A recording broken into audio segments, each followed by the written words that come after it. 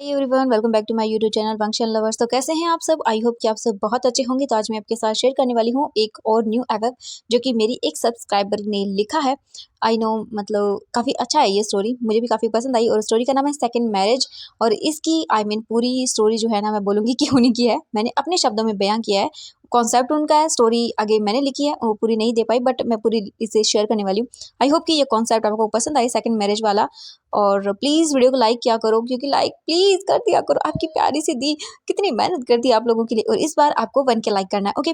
ज़्यादा नहीं मांग रही हूँ, 1 के लाइक बोल रही हूँ, प्लीज़ कर दिया करो। इतने सारे लोग हैं, क्या आप लोगों को जो मैं दे रही हूँ टारगेट, वो है 1 के का। प्लीज़ 1 के लाइक कर देना, प्लीज़ प्लीज़ प्लीज़। अपनी प्यारी सी दी का दिल मत तोड़ा करो यार तुम लोग। जैसे आपकी दी आपकी स्टोरी लेकर आती है ना प्यारी प्यारी, वैसे ही आप लोग भी किया करो। देखो, आप लोगों ने कहा कि मैं सेकंड सीजन इसका लेकर आऊँ, तो मैं लेकर आ गई हूँ, पेनफुल लव का। और अगर आप मुझे बोलोगे कि और भी जो मेरी फैन फिक्शन है उनका भी मैं सेकंड सीजन लेकर आऊँ, तो मुझे कमेंट करना, ओके? तो चलिए फिर शुरू करते हैं। और मैं बता दूं, ये फैन फिक्शन ऐसा बोल सकते हैं मैंने नहीं लिखा है ज़्यादातर।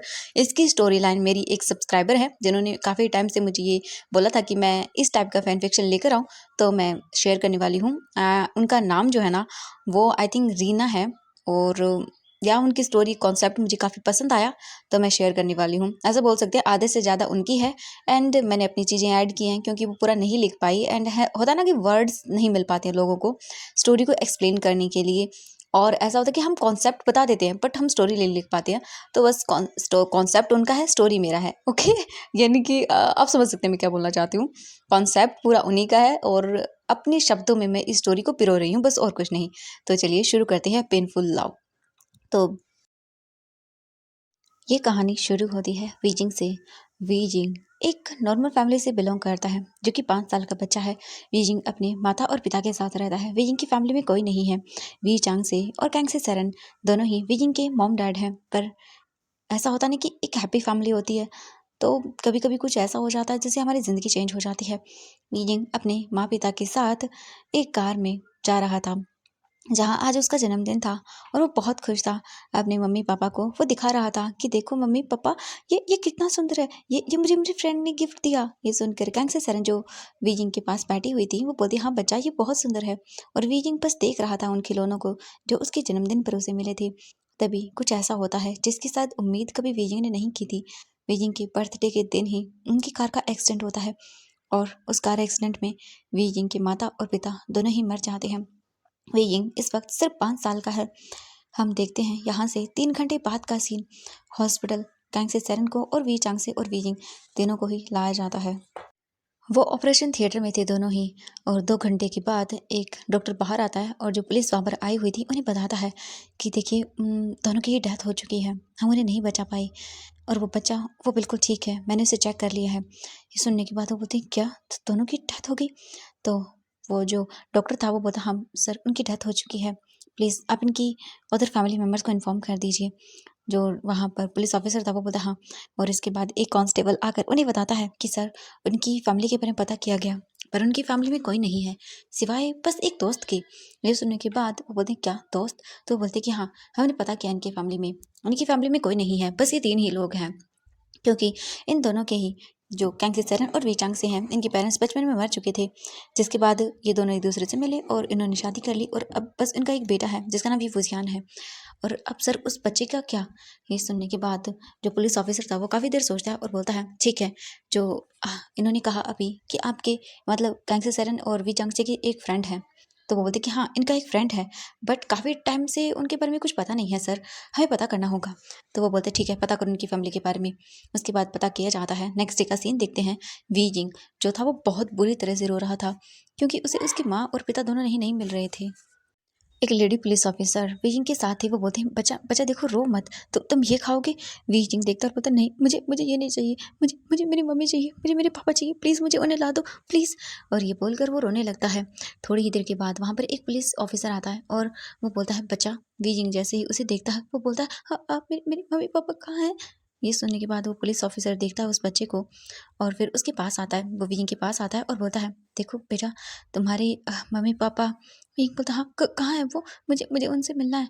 मेरा मेरा बर्थडे था, उन्होंने कहा कि वो मुझे एक गिफ्ट देंगे, वो घर जाने के बाद मुझे देने वाले थे। मुझे मुझे बताइए ना वो कहाँ है? हाँ, मुझे मुझे उनसे गिफ्ट नहीं चाहिए। मैंने उनसे ज़िद की थी कि मुझे मुझे साइकिल चाहिए, बट अब मुझे नहीं चाहिए। प्लीज़ मेरे मम्मी पापा को ला दो प्लीज़। वीइंग रो रहा था, अपनी छोटी-छोटी आँखों में आँसू लिए हुए। वो पुलिस ऑफ़िसर देखता है और उसे बहुत बुरा लगता है। बीजिंग बहुत मासूम और बहुत प्यारा था। और हाँ, बीजिंग एक ओमेगा भी था। बीजिंग बस रो रहा था। देखते हैं हम, वहाँ पर एक कांस्टेबल को वो आता है और बोलता है, सर वो आ चुके हैं। ये सुनने के बाद वो पुलिस ऑफिसर देखता है और बोलता है, ठीक है उन्हें अंदर बुलाओ। इसके बाद हम देखते हैं एक पर्सन को जो भागते हुए अंदर आता है और वो बोलता है, बेटा। वीजिंग उनकी ओर देखता है और वीजिंग उन्हें देखने के बाद पहचान जाता है और बोलता है, अंकल फेंगमियान अंकल।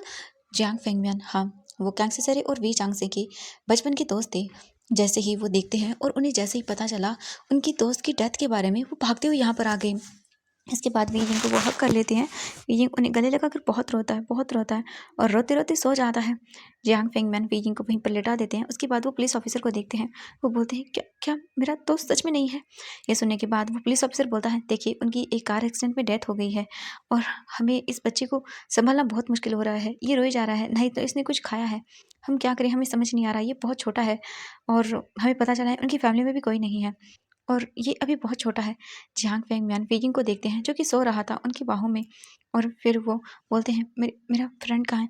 वो बोलते कि उन्हें ले जाया गया है, उनका पोस्टमार्टम हो चुका है, बस उनका फ्यूनरल बाकी है। ये सुनने के बाद जियांग फेंगमियान बोलते हैं, ठीक है। वो बोलते हैं कि देखिए, हम जानते हैं ये बस आपके दोस्त का बेटा है, बस इसकी फैमिली में कोई नहीं है। हमें आपसे कुछ बात करनी है ज़रूरी, बच्चे वीजिंग को लेकर। ये सुनने के बाद जियांग फेंगमियान बोलते हैं, हाँ ठीक है। और वो वीजिंग को छोड़कर जैसे जाने लगते हैं तो अभी वीजिंग उन्हें पकड़ लेता है, बोलता, नहीं नहीं आप मत जाइए, मेरी मेरी मम्मी पापा कहाँ चले गए, प्लीज़ आप भी मत जाइए। और वीजिंग अपनी आंखें ओपन किए हुए था। ये देखने के बाद जियांग फेंगमियान को बहुत बुरा लगता है। वो बोलते, बच्चा मैं यहीं पर हूँ, मैं कहीं नहीं जा रहा, ठीक है? जियांग फेंगमियान की बातें सुनकर वीजिंग बोलता, आप सच में नहीं जाएंगे ना? तो वो बोलते कि हाँ मैं नहीं जाऊँगा बच्चा।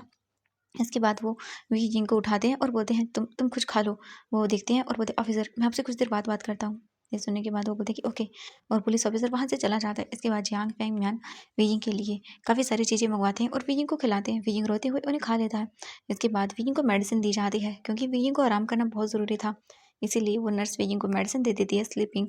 और इसके बाद वीजिंग को सो जाता है, मतलब उसे बहुत ही कम मात्रा में दी गई थी इसीलिए, और गोलियों का नशा था जिस वजह से भी वीजिंग सो गया था। इसके बाद जियांग फेंगमियान बाहर आते हैं और वो पुलिस ऑफिसर से बात करते हैं। पुलिस ऑफिसर उन्हें बोलता है कि देखिए अब इनकी फैमिली में कोई नहीं है और जो इनका केस था वो एक्सीडेंट केस था, जिस वजह से कोई मतलब होने वाला नहीं है। जो सामने जिस कार से इनकी कार टकराई थी वो बस एक नॉर्मल कार थी और उसका ब्रेक फेल हो गया था, जिस वजह से ये एक्सीडेंट हुआ। और हमारे पास सिर्फ दो ही ऑप्शन है, या तो इस बच्चे बीजिंग को किसी ऑर्फनेज में दे दें या फिर इसे हम इसकी फैमिली को दें, जो कि इनकी फैमिली मेम्बर्स हैं उनको दें। पर जहाँ तक हमें पता चला है इनकी फैमिली में कोई नहीं है, तो हमारे पास दूसरा ऑप्शन बचता है कि इस बच्चे को ऑर्फनेज में दे दिया जाए। पर मैं आपको एक बात बोलना चाहूँगा, ये बच्चा बहुत मासूम है और ओमेगा बहुत प्यारा है। ये मुझे लगता है कि वहाँ पर इसका सही से देखभाल नहीं होगी। आप जानते हैं ऑर्फनेज में कैसी चीज़ें होती हैं और ये किस माहौल में वहाँ पर पला बड़ा होगा, आप समझ सकते हैं। देखिए मैं आपको फोर्स नहीं कर रहा हूँ, पर क्या आप जियांग फेंगमैन बोलते हैं, ठीक है मैं विंग को अडॉप्ट करने के लिए तैयार हूँ। ये सुनने के बाद वो ऑफिसर स्माइल करता है और बोलता है, थैंक यू सो मच मुझे समझने के लिए। इसके बाद जियांग फेंगमैन बोलते हैं, हाँ ठीक है मैं संभाल लूँगा विंग को और अपनी बेटे की तरह उसे प्यार करूँगा। इसके बाद वो ऑफिसर चला जाता है और इन्वेस्टिगेशन होती है, केस क्लोज हो जाता है। वी जिंग एक दिन तक वहीं पर रहता है। जियांग फेंगमैन वी जिंग के पास ही थे। वो अपनी फैमिली को इन्फॉर्म कर देते हैं कि उन्हें कुछ काम है तो वो नहीं आ पाएंगे। इसके बाद वो वी जिंग के साथ रहते हैं और वी जिंग को कैसे भी वो बताते हैं। वी जिंग जब ये उसे पता चलता है कि उसकी माँ और पापा अब कभी लौट के नहीं आएंगे, वो बहुत रोया, बहुत रोया। जियांग फेंगमैन ने उसे संभाला। वी जिंग कहीं ना कहीं जियांग फेंगमैन को थोड़ा बहुत जानता था, बट एक फादर के वे में जब वो उसके सामने आई तो वी जिंग अटैच हो गया उनसे और वी जिंग बहुत ज़्यादा रोया था। पर उन्होंने कैसे भी वी जिंग को संभाला और वी जिंग संभला भी उनके साथ रह के। उसके बाद वो वी जिंग को बोलते हैं, बेबी क्या तुम मेरे साथ चलोगे मेरे घर? तुम मेरे दोस्त के बच्चे हो और मैं नहीं चाहता कि तुम्हारा हाल ऑर्फनेज में रह के बुरा हो। क्या तुम रहोगे मेरे साथ अपने फादर की तरह, मानोगे मुझे? वीजिंग देखता और बोलता, आपके साथ आप मुझे लेके जाओगे? हाँ।" ये सुनकर जियांग फेंगमिन बोलते, "हाँ हाँ बिल्कुल बेटा, आज से मैं तुम्हारा फादर बनूंगा, तुम मेरे साथ रहोगे, चलोगे ना बच्चा?" वीजिंग दिखता है और फिर अपनी आइज को ब्लिंक करता है, और अब उसके पास कोई ऑप्शन नहीं था। वीजिंग हमें अपना सिर हिलाता है और बोलता, हाँ मैं चलूंगा, वैसे भी कोई नहीं अब मेरा। ये सुनकर वो वीजिंग को गले लगाते हैं और बोलते हैं, बस बस बहुत हो गया बेटा, अब तुम चलो मेरे साथ। तुम्हारे वहां जाने के बाद तुम्हें और भी मिलेंगे, यानी कि तुम्हारे एक गगा मिलेंगे, यानी कि जियांग चेंग गगा, और तुम्हें एक शिजे भी मिलेंगी, यानले शिजे, तुम जानते हो ना उन्हें? वीजिंग ये सुनने के बाद फिर थोड़ा याद करता है, हाँ एक बार वो आए थे शायद। वीजिंग बोलता, हाँ क्या क्या सच में? तो वो बोलते कि हाँ बिल्कुल, चलोगे ना अपनी गगा और शिजी के पास? ये सुनने के बाद वीजिंग खुश होता है और बोलता, हाँ हाँ मैं चलूंगा। वीजिंग जैसे उसे एक नई उम्मीद मिल गई हो। वीजिंग को जब पता चला उसके पेरेंट्स नहीं रहे, तो वीजिंग की उम्मीद टूट गई थी, बट अब जब उसे ये पता चला कि वो उसे लेके जा रहे हैं और उसे एक गगा और एक शिजे मिलेगी और एक पिता का प्यार भी मिलेगा, तो वीजिंग रेडी हो जाता है इन सब चीज़ों के लिए, और वीजिंग उन्हें बोल देता है कि हाँ वो उनके साथ चलेगा। जियांग फेंगमैन को ये सुन के खुशी होती है कि वीजिंग उनके साथ जाने के लिए रेडी हो गया। इसके बाद वो वीजिंग को वहाँ से डिस्चार्ज करवाते हैं, और जो प्रोसेस वगैरह थी उसके पिता की, मतलब उसके माँ और पिता की जो मतलब डेथ सेरेमनी थी, उसके बाद जो होता है मतलब उन्हें दफनाना वगैरह, वो सब करते हैं। और वीजिंग रो रहा था, बट जियांग फिंगमैन संभालते हैं। वीजिंग आखिरी बार अपने माता पिता को, अपनी कब्र को, उनकी कब्र को देखता है, और उसके बाद वीजिंग वहाँ से जियांग फिंगमैन के साथ कार में बैठ के चला जाता है। जाते टाइम वीइंग बहुत रो रहा था, और जाते टाइम जियांग फेंगमियन ने भी वादा किया था कैंग सेजन और वी चांगसे से कि वो उनके बच्चे का अच्छे से ख्याल रखेगा, और इसी के साथ वो भी वहाँ से निकल चुके थे। वीइंग सो चुका था रात के टाइम, जब वो घर पर आया था तब जियांग फेंगमियन आते हैं और वो वीइंग का सामान निकालते हैं। वो वीइंग के घर गए थे जहाँ पर वीइंग का सामान वगैरह था, वहाँ से कुछ सामान जो वीइंग का चाहिए था, वीइंग के माता पिता की फ़ोटो और भी छोटी बहुत चीज़ें जो वीइंग को चाहिए थी, वो उसके घर से लेकर आए थे, और घर को पूरा सील वगैरह कर दिया गया था, और ये सब चीज़ें वीजिंग के ही नाम पर हो गई थी। वीजिंग सो चुका था। जियांग फेंगमैन फिर वीजिंग को अपनी गोद में उठाते हैं, और उसके बाद वो बाहर निकालते हैं। सर्वेंट आता है और बोलता है, मास्टर। ये सुनकर जियांग फेंगमैन देखते हैं और बोलते हैं कि सामान डिग्गी से बाहर निकालो और एक रूम को रेडी करो, ठीक है? ये सुनकर वो सर्वेंट बोलता है, जी। और वो देख रहा था सर्वेंट कि इनके हाथ में एक बच्चा, आखिरकार कौन है ये बच्चा? इसके बाद वो वीजिंग को लेकर अंदर आते हैं। वीजिंग सो चुका था। हम देखते हैं मैडम यू को, जो कि वहीं हॉल में थी और वो बैठी हुई थी, और वो जियांग फेंगमैन का वेट कर रही थी। जैसे ही जियांग फेंगमैन को वो देखती है और बोलती है कि हाँ आप आ गए, और तभी वो रुक जाती हैं।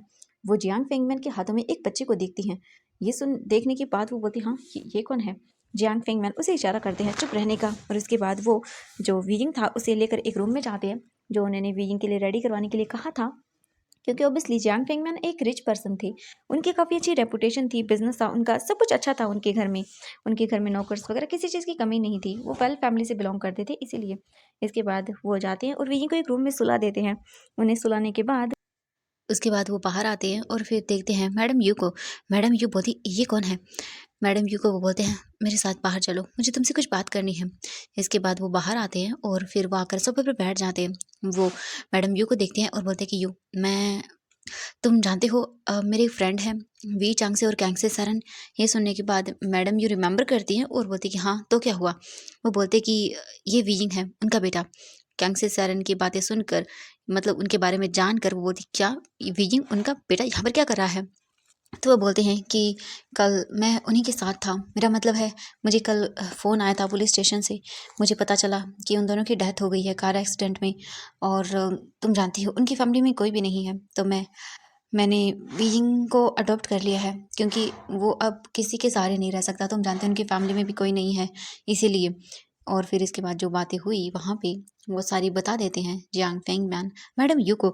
मैडम यू बोलती, व्हाट, क्या तुमने उसे अडॉप्ट कर लिया, बट क्यों? जियांग फेंगमैन बोलते हैं, अडॉप्ट करने में बुराई क्या है यू?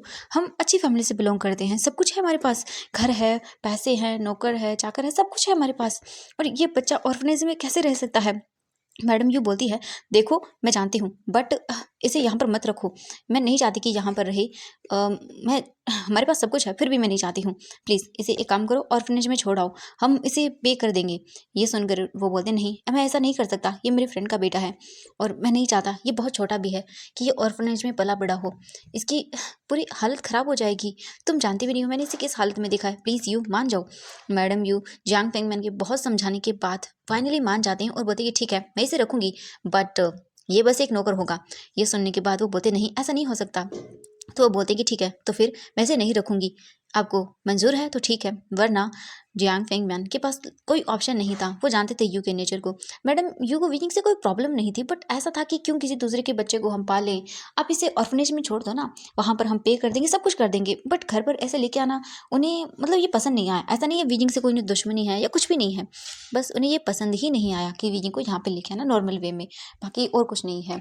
जियांग फेंगमिन मैडम यू को मना लेते हैं और फिर मैडम यू मान भी जाती हैं। मैडम यू बोलती हैं ठीक है, ये यहाँ पर घर का सारा काम करेगा। ये सुनकर वो बोलते हैं कि ठीक है, बट अभी वो बच्चा है, ठीक है, उसे धीरे धीरे करके ये सब चीज़ें बतानी होंगी। ये सुनकर वो बोलते हैं कि ओके ठीक है। इसके बाद वो चली जाती है मैडम यू के जाने के बाद जियांग फेंगमिन वीजिंग के रूम में आते हैं और वो वीजिंग को देखते हैं। वीजिंग सोया हुआ था। फिर वो एक सर्वेंट को बोलते हैं खाना बनाने के लिए। यहाँ पर सब लोग खाना खा चुके थे और नाइट का टाइम हो चुका था, इसीलिए सब लोग खाना खा के सो चुके थे, यानी कि यान ली, जियांग चैंग वो सो चुके थे और अब मैडम यू भी जा चुकी थी। जियांग फेंगमिन फिर खाना बनवा के लेके आते हैं और वो वीजिंग के पास बैठते हैं और बोलते वीजिंग बेटा। वीजिंग स्लोली आइज ओपन करके देखता है और बोलता है आप अंकल। वो बोलते हैं बेटा चलो खाना खा लो। वीजिंग देखता है और बोलते ये कहाँ है हम? ये सुनकर वो बोलते हैं बेटा तुम आज से यहीं पे रहोगे, और ये तुम्हारा कमरा है, ये मेरा घर है, आज से तुम्हारा भी, ठीक है? वीजिंग बोलते ठीक है। इसके बाद वो वीजिंग को अपने हाथों से खाना खिलाते हैं। वीजिंग खाना खा लेता है और वो वीजिंग को मेडिसिन भी देते हैं। उसकी मेडिसिन वगैरह खा लेने के बाद वो वीजिंग को अच्छे से ब्लैंकेट से कवर करते हैं और उसे सुला देते हैं और उसके फोरहेड पर किस करते हैं और बोलते हैं सो जाओ, हम सुबह मिलते हैं। वीजिंग बोलते ओके। इसके बाद वीजिंग सो जाता है। जियांग फेंगमिन वहाँ से चले जाते हैं। वीजिंग सोता हुआ सोच रहा था कि उसकी लाइफ बदल गई पूरी तरह से। उसके माँ बाबा अब कभी नहीं आएंगे, वीजिंग को अकेला रहना होगा। जैसे ही वीजिंग ये सोचता है कि उसे अकेले रहना होगा, वीजिंग को डर लगता है। वीजिंग मैं बोलता है मुझे डर लग रहा है, मुझे डर लग रहा है। वीजिंग जल्दी से उठ जाता है और उसे फिर अपना सामान दिखता है जो वहीं पड़ा हुआ था। वीजिंग तुरंत ही जाता है, उसे ओपन करता है और उसमें से अपने एक टेडी बियर को निकालता है। उसे हग करके सो जाता है, जो कि उसके बाबा ने उसे दिया था, और वीजिंग बस उसे हग करके सो जाता है। हम देखते हैं यहाँ से सुबह का सीन। सुबह हो जाती है, एक एक करके सभी आने लगते हैं। जियांग फेंगमिन भी बात वगैरह लेके सब फ्रेश वगैरह होके बाहर आते हैं। जो मैडम यू थी उन्होंने खाना वगैरह लगवा दिया था। जियांग चैंग यान ली सभी आकर बैठ चुके थे। जियांग फेंगमिन आते हैं और बोलते कि हाँ वीजिंग नहीं आया, रुको मैं लेके आती हूँ। ये बोलकर वो चले जाते हैं वीजिंग को लाने के लिए।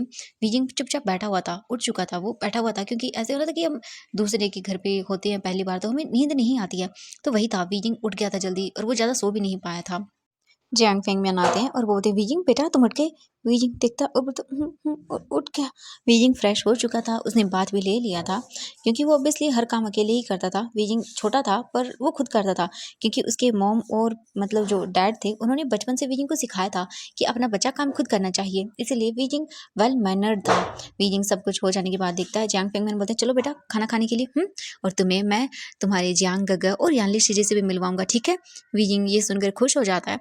वीजिंग फिर उनके साथ जाता है, वो बाहर आता है और मैडम जो वीजिंग को देखती है उन्हें मतलब वैसे पसंद नहीं आता वीजिंग, ऐसे ही नॉर्मल कि भाई ऑर्फनेज में छोड़ आओ, हम क्यों पालें किसी के बच्चे को, बस ये था उनका। नफरत नहीं थी उन्हें वीजिंग से।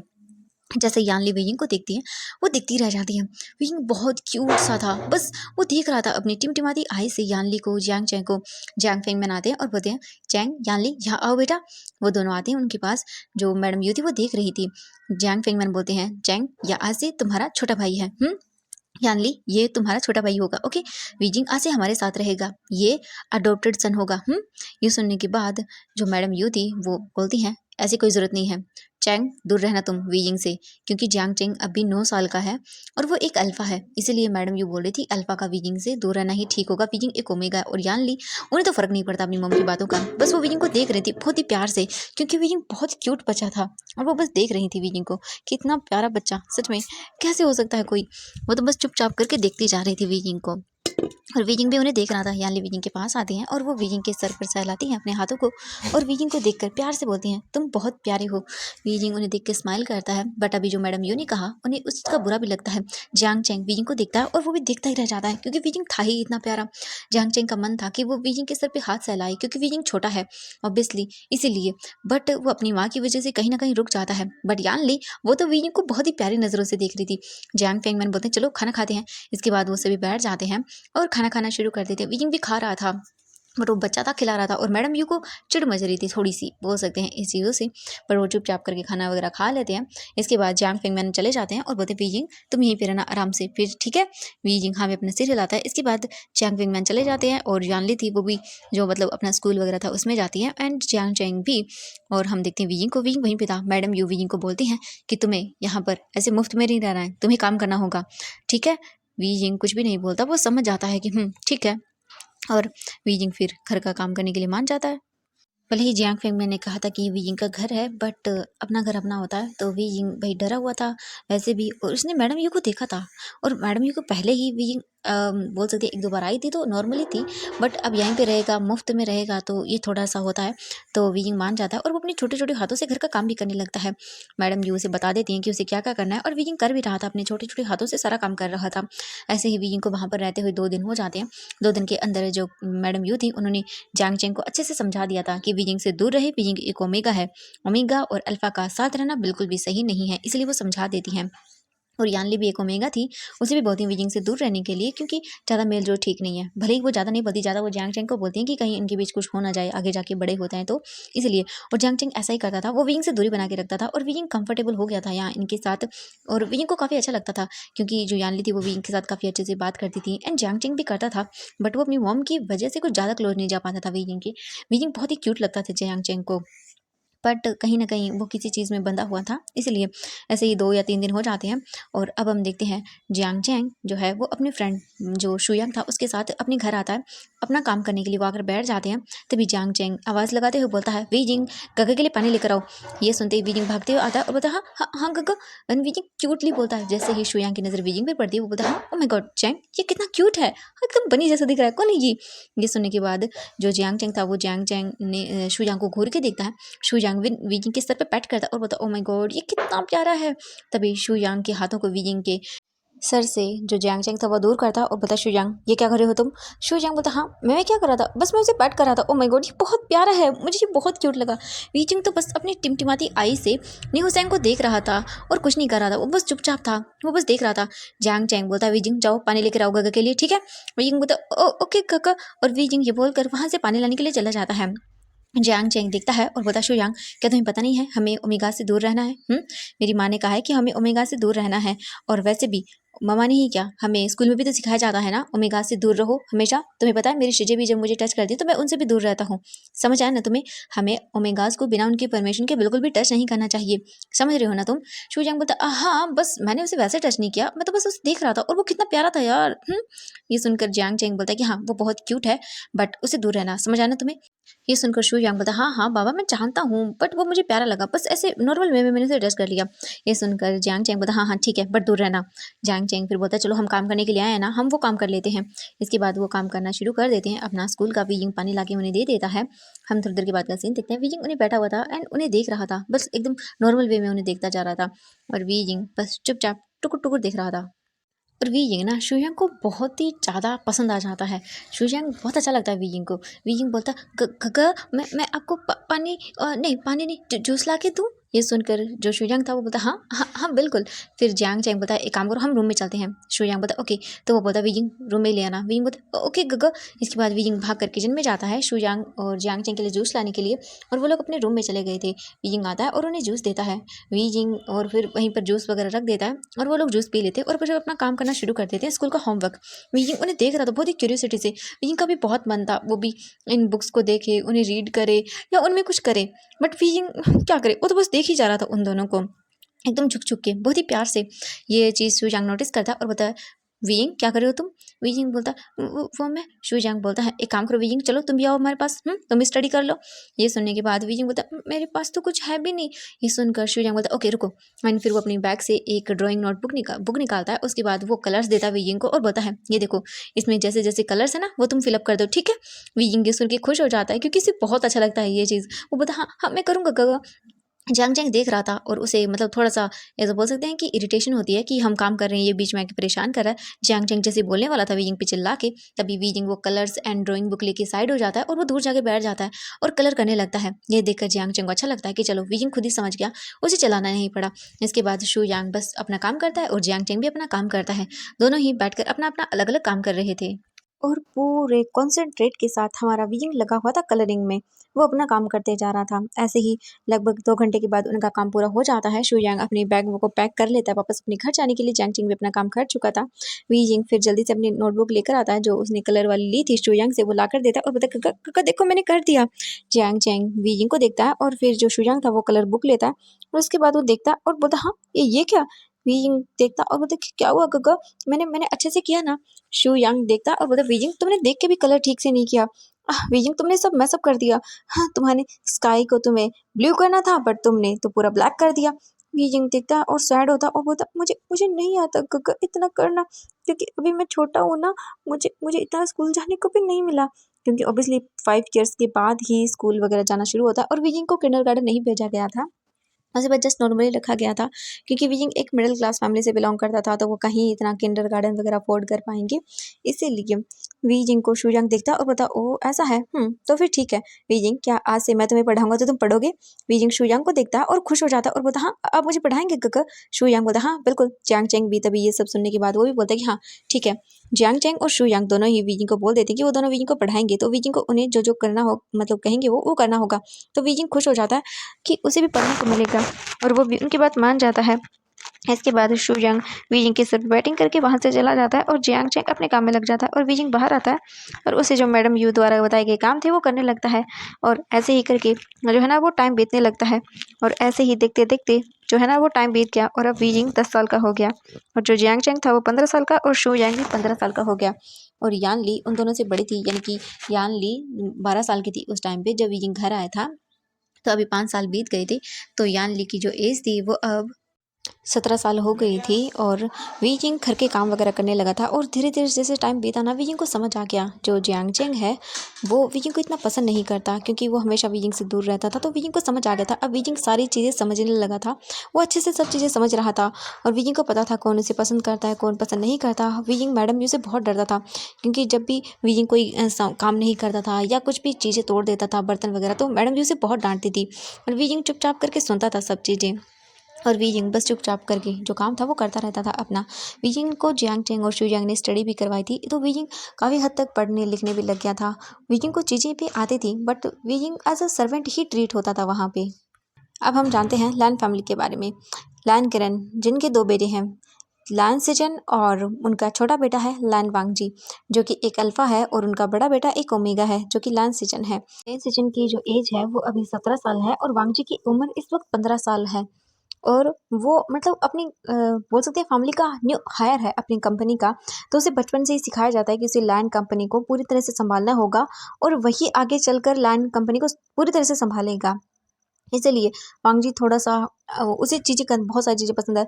उसे बाइक रेसिंग बहुत पसंद है, वो बहुत प्यार करता है बाइक रेसिंग से और वो बहुत सारी कॉम्पिटिशन भी करता है अभी भी। अभी वो कर चुका है, वो सब चीज़ें शुरू कर रहा है वो, क्योंकि उसे पसंद है वो सब चीज़ें।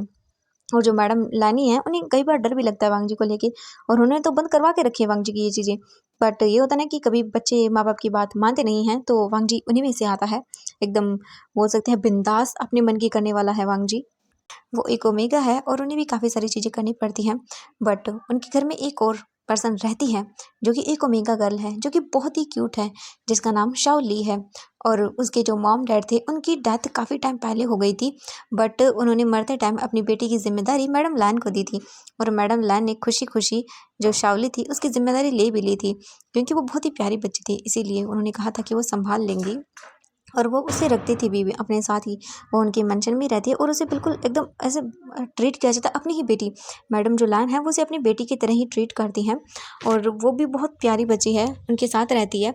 मैडम लैन जब देखती है शाओली को तो वो उसे मान लेती हैं अपने वांगजी की वाइफ, क्योंकि जो उसका बेटा वांगजी है वो भी जब से शाओली उनके घर में आई है तब से उसकी ओर काफ़ी अट्रैक्ट है। वो एक अल्फा है और उसे पसंद है शाओली, इसीलिए वो भी उसकी ओर अट्रैक्ट है। जब मैडम लैन ये देखती हैं तो उन्हें भी मतलब कोई प्रॉब्लम नहीं होती इस चीज़ को एक्सेप्ट करने में कि इन द फ्यूचर अगर वांगजी और यान शाओली की शादी हो जाए तो वो काफ़ी खुश होंगी और उन्हें कोई प्रॉब्लम नहीं है शाओली को अपनी बहू मानने में।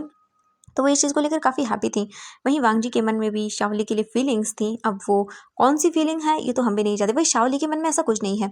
वो अभी ज़्यादा बड़ी नहीं हुई है। वो सिर्फ़ 10 साल की है, वीइंग की एज की ही है और बस उनकी फैमिली जो है ना वो नॉर्मल वे में चल रही है। ऐसे ही धीरे-धीरे सब चीज़ें होती जा रही थी एंड टाइम बीतता जा रहा था। टाइम के साथ-साथ वीइंग को बहुत सारी चीज़ें न्यूज़ समझ आ रही थी। उसे पता चल रहा था और वीजिंग उनके साथ ही रह रहा था। वीजिंग अपने माता-पिता को आज भी बहुत याद करता था क्योंकि अगर वीजिंग के पेरेंट्स होते तो वीजिंग की लाइफ बहुत डिफरेंट होती। ऐसे ही धीरे-धीरे टाइम बीतने लगा और टाइम बीतने के साथ-साथ वीजिंग जो था वो शुयांग की ओर अट्रैक्ट होने लगा। ये बोल सकते हैं कि वीजिंग को शुयांग पसंद आने लगा कहीं न कहीं क्योंकि वो आता था वीजिंग से बहुत ही काइंडली बात करता था तो वीजिंग को वो बहुत पसंद आता था। और टाइम के साथ-साथ वीजिंग को ना बाइक रेसिंग बहुत पसंद आने लगी। वीजिंग जो करना मतलब नहीं कर पा रहा था वो उसे करना था। और विकी को बाइक रेसिंग बहुत पसंद आ रही थी ये सब करना और उसे एक पर्सन भी बहुत पसंद था। बीजिंग उसे इतना अच्छे से नहीं जानता था, ना ही उसके नाम को। बस बीजिंग ने एक बार उसे बाइक रेसिंग करते हुए देखा था और तभी से बीजिंग को लगा कि ये कितना कूल है, बीजिंग को भी आनी चाहिए। और बस बीजिंग देखता रहता था। कई बार जब टीवी चलता था तो बीजिंग चुपके से जो रेसिंग वाला चैनल है वो लगाता था और बीजिंग को एक बार ये दिखा भी था। तो बीजिंग उस पर्सन को बहुत पसंद करता था क्योंकि उसकी बाइक रेसिंग की जो स्किल्स थी ना वो बीजिंग को बहुत पसंद आई थी। और वीकिंग तभी से पसंद करने लगा था। वीकिंग को इतना सब करने को नहीं मिलता था यहाँ पर। वीकिंग बस चुपचाप रहता था और बहुत कम बात करता था और वीकिंग को धीरे-धीरे जो जुआंग था वो और भी ज़्यादा पसंद आने लगा। वो वीकिंग से अच्छे से बात करता था और वीकिंग के लिए काफ़ी चीज़ें लेकर आता था, वीकिंग को अच्छा लगता था। इसीलिए वीकिंग टाइम के साथ जुआंग को पसंद करने लगा और ऐसे ही उनका टाइम बीत गया और अब वीकिंग जो है वो 15 साल का है और जो जियांग चैंग है वो अभी 21 साल का हो गया है और वक्त के साथ हमारा वांग जी भी 21 साल का हो गया है और वीजिंग अभी भी क्यूट बेबी लाइक ही है। बस वो अपने काम को करता है और सभी चीज़ें करता है वक्त के साथ। वीजिंग बहुत सारी चीज़ें समझ गया कि वीजिंग बस इस घर में एक सर्वेंट है, उससे बेहतर मतलब उससे बढ़कर कुछ नहीं है वो। वीजिंग चुपचाप था और वह बस काम कर रहा था, यानी कि हम ये बोल सकते हैं वो अभी बस नॉर्मली अपने घर की सफाई कर रहा था और सफाई करने के साथ साथ वो जो है ना टीवी देख रहा था क्योंकि आज उसकी फेवरेट चीज़ टीवी पर आ रही थी, यानी कि बाइक रेसिंग जो विंग को बहुत पसंद है। और यान ली काउच पर बैठी हुई थी और वो अपने फ़ोन में लगी हुई थी। विजिंग जानता है मैडम यू ज़्यादा दूर नहीं है, वो पास में ही है, डाइनिंग एरिया की ओर बैठी हुई हैं, कुछ फ्रूट्स को कट कर रही हैं। अगर उन्हें पता चला वीजिंग घर की सफाई न करके टीवी देख रहा है तो वो वीजिंग को सुना देंगी, इसलिए वीजिंग जो है ना सफाई करने के बहाने टीवी देख रहा है और यानली बैठी हुई है ताकि मैडम यू आके बंद ना कर दें और वीजिंग बस देखते जा रहा है। तभी थोड़ी ही देर के बाद मैडम यू फ्रूट्स कट करके लेके आती हैं और बोलती यानली बेटा ये लो। यानली लेती है और बोलती कि हाँ मम्मा। वो बोलती बेटा ये क्या कर रही हो तुम? हाँ, अगर तुम्हें टीवी नहीं देखना है तो बंद कर दो ना, तुम फ़ोन में लगी हुई हो। ये सुनकर यानली तुरंत ही फ़ोन बंद करती और बोलती नहीं माँ ऐसा कुछ भी नहीं है, वो मैं देख रही थी। वो एक्चुअली क्या है कि फ़ोन पर इंपॉर्टेंट मैसेज आया था उसे चेक कर रही थी, बाकी मुझे पसंद है देखना। ये सुनकर वो बोलती अच्छा ठीक है। तभी जियांग चैंग आता है और बोलता हाँ शीजे, आपको बाइक रेसिंग कब से पसंद है? हाँ। और वो उसके पास बैठ जाता है। तभी यान ली जियांग चैंग को घूर के देखती हैं और वो आंखों के इशारों से वियिंग की ओर इशारा करती हैं। जियांग चैंग वियिंग को देखता है और वो समझ जाता है और फिर वो भी बैठ जाता है और बोलता है हाँ हाँ ठीक है शीजे, हम दोनों देखते हैं।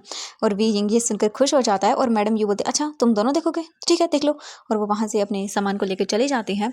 जियांग चैंग और जो यानली थी वो अपने कामों में लग जाते हैं और वियिंग बस चुपके चुपके देख रहा था। वहीं हम देखते हैं वांग जी को। वांग जी अपना काम कर रहा था, यानी कि बाइक रेसिंग की तैयारी कर रहा था। आज उसका मैच होने वाला था बहुत बड़ा वाला। वहीं हम लान मैंशन का सीन देखते हैं। लान मैंशन के अंदर जो मैडम लैन है वो अपना काम कर रही थी। तभी शाओली भाग कर आती है और बोलती है आंटी आंटी वांग जी कहाँ पर है? वांग जी का कहाँ है? ये सुनने के बाद जो मैडम लैन थी वो देखती है और बोलती है कि बेटा तुम जानती हो वांग जी को हम कितना भी मना क्यों ना करें बट वो अपनी बाइक रेसिंग बिल्कुल नहीं छोड़ेगा, तो वो वहीं भी गया है।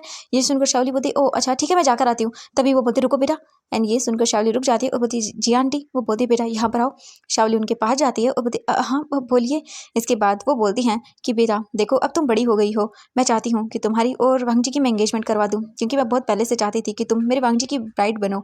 और अब मैं चाहती हूँ। ये सुनते ही तो उसकी पैरों के तले से जमीन ही खिसक जाती है क्योंकि शाओली किसी और को पसंद करती थी और वांग जी से वो कभी शादी करने के बारे में सोच भी नहीं सकती थी।